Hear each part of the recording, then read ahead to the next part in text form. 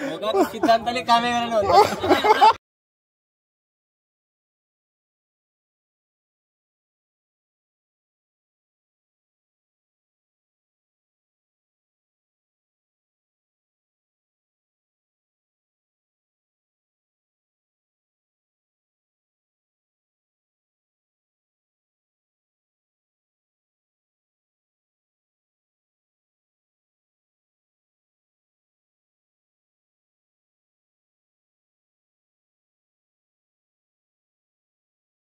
भन्दा धेरै लामो समयपछि विद्यालयबाट तपाईँहरू जानुभयो र आज भेट भयो, भेट्ने मौका पायो र आज यो कार्यक्रम गरेर आफ्ना गुरुहरूलाई सम्झिनु भयो।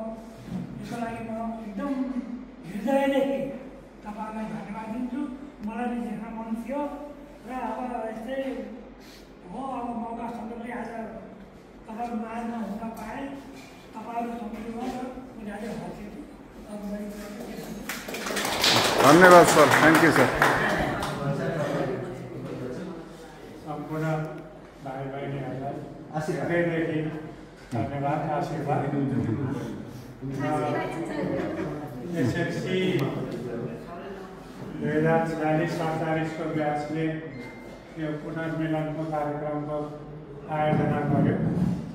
यसमा सक्रिय भूमिका कसको छ भन्दा हामी सबै हो भन्ने कुरा आयो एकदमै। र सबैलाई यो 2046-47 को ब्याचका सम्पूर्णलाई हार्दिक धन्यवाद छ। यो शुभ र हाम्रो परिचयलाई नवीकरण गर्न पाइयो र त्यति बेलाको समयको कुरा हो। हामीहरू यो सेरीदेखि यता सौराहा, उता पारी, कुमरोज यति एरिया चाहिँ एउटै परिवार जस्तै थियो।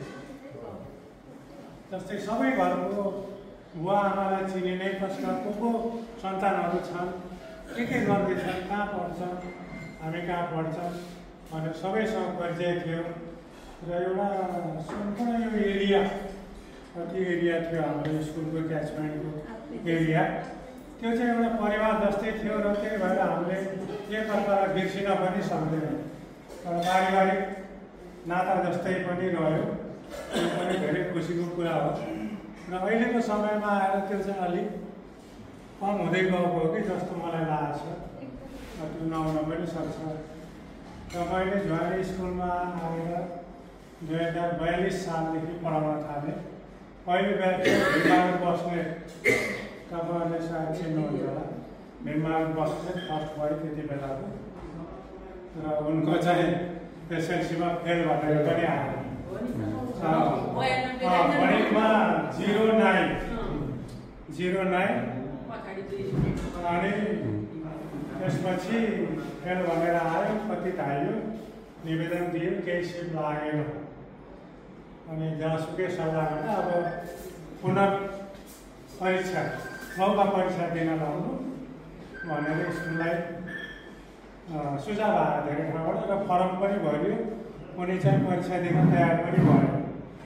र पारीको एकजना बोगटी जस्तो लाग्छ मलाई, बोगटी के हुनुहुन्छ जस्तो लाग्छ मलाई। उहाँ चाहिँ पनिकामा गएर टेबल खटाएर सिसा फुटाउनु भयो। यो विद्यार्थी कुनै हालतमा फेल हुँदैन, यदि फेलै भएर चाहिँ नजिकमा भयो भनेर टेबलको सिसा फुटाएपछि अनि त्यो कापी झिकाउने सल्लाह भयो त्यहाँ उनीहरूको। त्यति उनीहरूको मनमा अलिकति डर पस्यो। अनि त्यही नै टोटलिङ गर्दाखेरि 92 आएको, 92 आएको रहेछ। अनि यताको रिजल्ट के भयो त्यही कायम भयो, 92 कायम भयो। त्यो बेलादेखि मैले पढाउँदै आएँ। अब मैले 2067 सालसम्म पढाएको थियो हामी स्वामीमा। 67 मैले आफ्नो उमेर हद नपुग्दै 55 वर्षको उमेरमा चाहिँ शैक्षिक अवकाश लिएँ। त्यस्तै अब राजनीति धेरै भयो, तर मलाई कसैले निस्केर जा त भनेको थिएन। र मैले आफ्नै मनले अब भयो पुग्यो भनेर मैले 67 साल कार्तिकमा शैक्षिक अवकाश लिएँ। र यहाँ हामीले पढाएका विद्यार्थीहरू त्यो बेलाको यही देशमा पनि हरेक स्कुलमा हरेक क्याम्पसमा सबै ठाउँमा हाम्रो विद्यार्थीहरू छ। अनि रक्षातर्फ पनि हाम्रो विद्यार्थीहरू धेरै पुगेका छन् सेनामा। अब नामहरू रघु पौडेल, जितबहादुर लामा, अरू को हुनुहुन्छ। अनि चिकित्सा क्षेत्रतर्फ डाक्टरमा गौरी भए। अनि औषधि व्यवसायमा त धेरै लाग्नु भएको छ, यही पनि आइरहनु भएको छ। र यो प्रगति देख्दा विद्यार्थीको प्रगति देख्दा धेरै खुसी लाग्छ। आफ्नै परिवारको सफलता हो जस्तो लाग्छ। यो कस्तो भने आज भेट भयो, चिनापरिचित फेरि नवीकरण भयो, आफ्नै परिवारको फेरि पुनर्मिलन जस्तो अनुभव भइरहेछ। अब के भन्ने शब्दहरू पनि बिर्सिँदै जानु।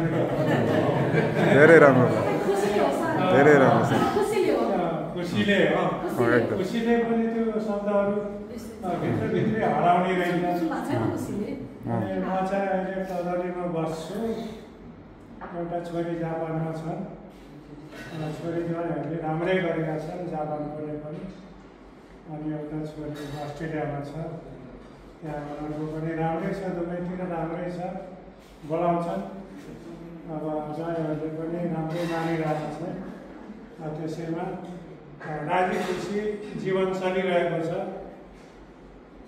अनि यो 9 कक्षामा छुट्टी पढाइन्थ्यो, एउटा पाठ थियो अलि पछिको कोर्समा, लाइफ इज सर्ट भनेर खुब बयान गरेर पढाइयो।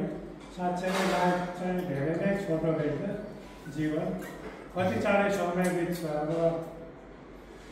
म अहिले 70 वर्ष पुगेँ। अनि विद्यार्थीहरू हेर्दाखेरि म त 100 वर्ष नागेँ होला जस्तो लाग्छ।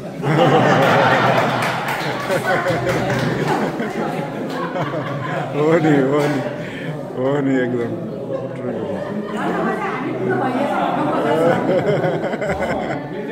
60 मिनटमा आइसक्यो हामी।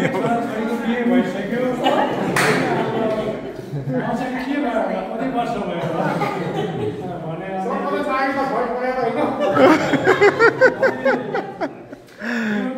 छोटो रहेछ, मस्ती भर जस्तो लाग्छ। पढेकै 67बाट अहिले बङ्गला कति वर्ष मैले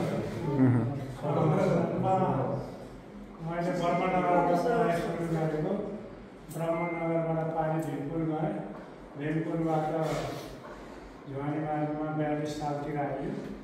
जम्मा 34 वर्ष मेरो सेवा भयो। र मैले उमेरको हदमा पुग्दै 55 वर्ष उमेरमा अवकाश लिएँ। विद्यार्थीहरूको उन्नति देखेर धेरै खुसी लाग्छ। आज 46-47 विद्यार्थीहरूसँग भेट हुन पाइयो, धेरै खुसी लागेको छ। अब के भन्ने फेरि हराउँछ भित्रै। आयोजना गरेर धेरै धेरै धन्यवाद। यस्तै भेट हुन पाइयोस्, यही नै छ। अनि अब त मलाई कस्तो लाग्छ भने अब संसार छोडेर जान पनि धेरै छैन होला जस्तो लाग्छ। तेरो मेरो भन्नु, सम्पत्ति भन्नु, घर भन्नु, बिल्डिङ भन्नु केही पनि रहेन। त्यही छोडेर जानुपर्ने रहेछ। अब मेरै कुरा, हामी दुईजना छौँ, उनीहरू फर्केर आउने कुरा होइन। त्यो घर त टेरा रहेछ, हाम्रो छोड्यो गयो। त्यही हो, 5 दिन यसरी भेटघाट हुन पाइयो। आयोजना गर्ने हाम्रो जनक भाइ पनि धेरै सक्रिय छन् यस्तोमा। सबैलाई धन्यवाद छ। धन्यवाद सर। सबैजना भन्दाखेरि हामी सबै भन्नुभयो भने सबैलाई भन्दै अब बोल्न त मन लागिरहेको छ।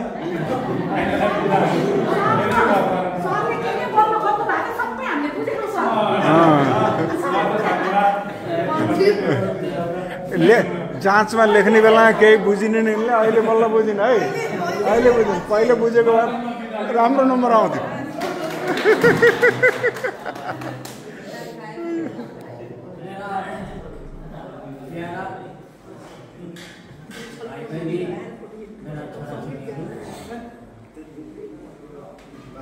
यो आज यति महत्त्वपूर्ण दिन म बाटुले यो खाना लिइरहेको छु।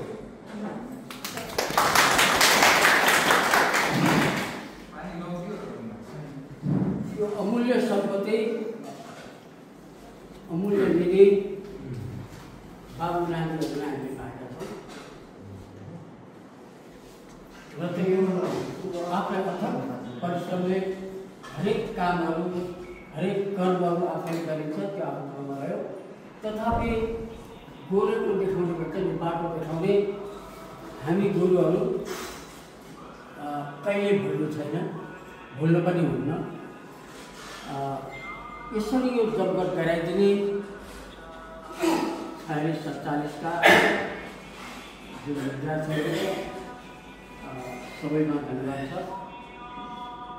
यो पुरानो सम्झँदा फर्केर हेर्दा भन्ने छ नि, अहिले कक्षामा पढाइराखेको जस्तो सम्झना आउँछ मलाई। हुन त उमेरले ढल्के बहर भन्छ नि, छरी अधुरो त्यस्तै भइसके। अचम्म लाग्ला 79 वर्षको भएँ। अब अघि घनश्याम सरले भन्नुभयो जस्तै नाति नातिनाको बिहे भइसक्यो होला। अब हामी 79 वर्षभन्दा अचम्म लाग्ला हामीले पढाएका विद्यार्थीहरू हजिरामा अघि नै भइसक्यो। अनि सबै पाटिसकेछ गाडीको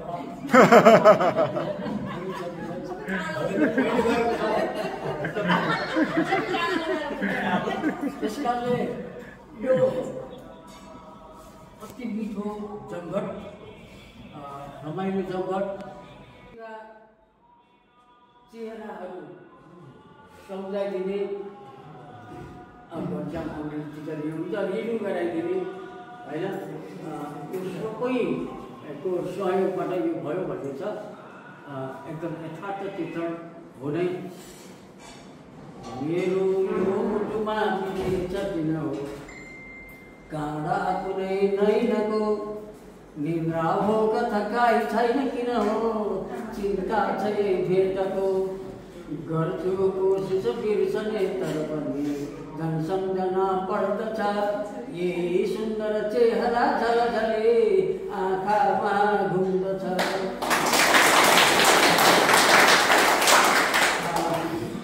यसरी हाँस्दै रमाउँदै क्लासको पनि हँसाउँदै यसरी पढाइयो रमाइलो त्यो क्षण रमाइलो पनि थियो। मैले एउटा उदाहरण दिनु खोजेँ।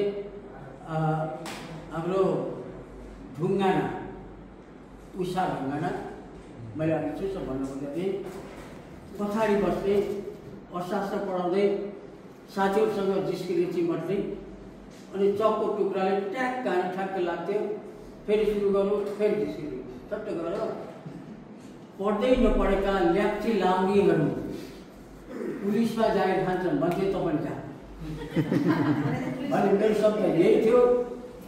अचानक एक दिन जिल्ला प्रहरी कार्यालयमा भेटेँ। फुली लगाएकी के हो फुली लगाएको थियो नि त सरको आशीर्वाद।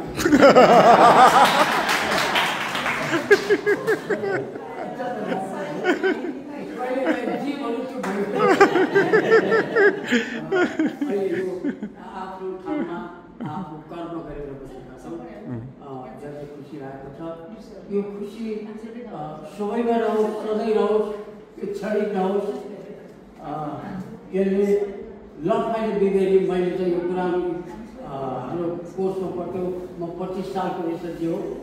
त्यतिखेर मेरो गुरुले पढाउँदा लफाइन बिग्रेर बिकज अफ टुमारो विषय डाइ भन्नुहुन्थ्यो है।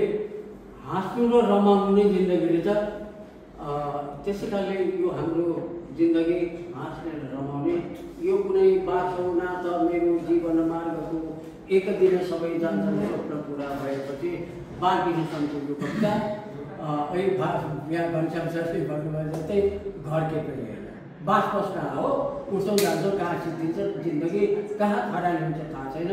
यसरी जमघट भएर हाँस्नु एउटा कला हो। यसरी जमघट भइरहोस्। यो आज मेरा प्यारा भाइ बहिनीहरू छात्र छात्राहरूले विद्यार्थीवर्गहरूले गरेको यो आयोजना जति खुसी छ। रोक्न लगायत भीमाचार्य लगायत सम्पूर्ण साथीहरू ले आयोजना गरेको अवसरले पनि धेरै सराहनीय कार्यक्रम राखेकोमा धेरै धेरै धन्यवाद। हस्, यहाँलाई आशीर्वाद। गुरुहरूलाई सम्मान गर्दै आभार, गुरुहरूको उपस्थिति उहाँहरूलाई आभार गर्दै म एउटा सानो अब सायरी पनि भनिहाल्नु जस्तो लाग्यो। अरूसँग के गर्नु होला साथी हो? भनौँ एकदमै भेट भयो खुसी लाग्यो मेरा प्रिय गुरु तथा साथीहरू। भेट भयो खुसी लाग्यो मेरा प्रिय गुरु तथा साथीहरू।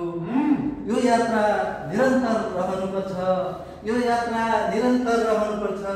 चलिरहन् हाम्रा यी पाइलाहरू, चलिरहन्।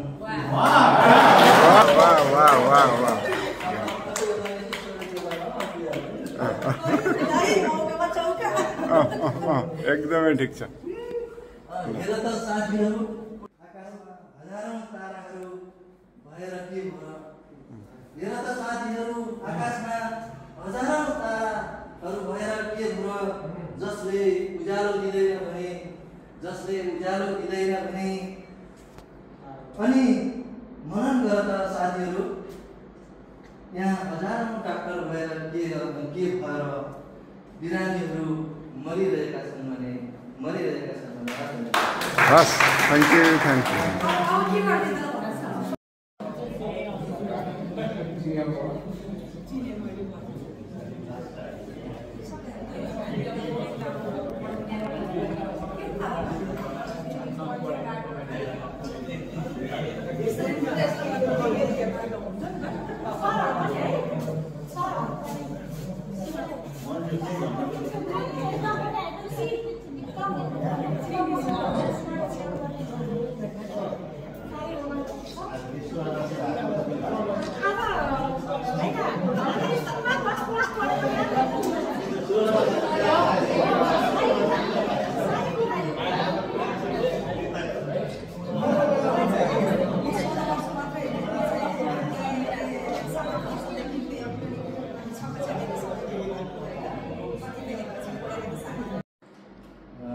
घनश्याम पाण्डेलाई हाम्रो इङ्ग्लिस टिचर, उहाँलाई आसन गर्नलाई अनुरोध गर्छु।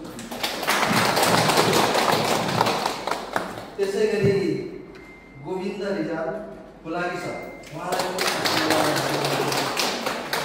र त्यसै गरी मोतीलाल शर्मा सरलाई आसन गर्नलाई अनुरोध गर्छु।